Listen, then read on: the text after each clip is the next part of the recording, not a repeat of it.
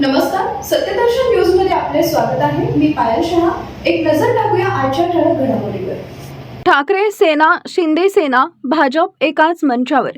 राज्यातील राजकारणात विरोधी पक्ष म्हणून एकमेकांवर टीका करणारे नेते आता सहकार क्षेत्रात मात्र एकत्र आल्याचं चित्र औरंगाबाद जिल्हा मध्यवर्ती सहकारी बँकेच्या निवडणुकींच्या पार्श्वभूमीवर पाहायला मिळते.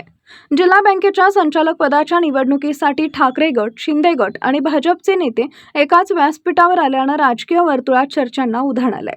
औरंगाबाद जिल्हा मध्यवर्ती सहकारी बँकेच्या निवडणुकीच्या अनुषंगानं ठाकरे गटाचे विधान परिषदेतील विरोधी पक्षनेते अंबादास दानवे, शिवसेना शिंदे गटाचे आमदार संजय शिरसाट आणि भाजपचे मंत्री अतुल सावे यांची संयुक्त बैठक पार पडली. या बैठकीत निवडणुकी संदर्भातील रणनीतीवर चर्चा झाल्याची माहिती समोर आली आहे. विशेष म्हणजे अंबादास दानवे हे महायुतीच्या पॅनलकडून जिल्हा मध्यवर्ती बँकेच्या संचालक पदाच्या रिंगणात उतरलेत. सहकारी संस्थांच्या निवडणुकीत पक्ष चिन्ह नसल्यामुळे स्थानिक पातळीवरील समीकरणानुसार विविध पक्षांमधील नेते एकत्र येत असल्याचं चित्र या निवडणुकीत दिसून येत आहे.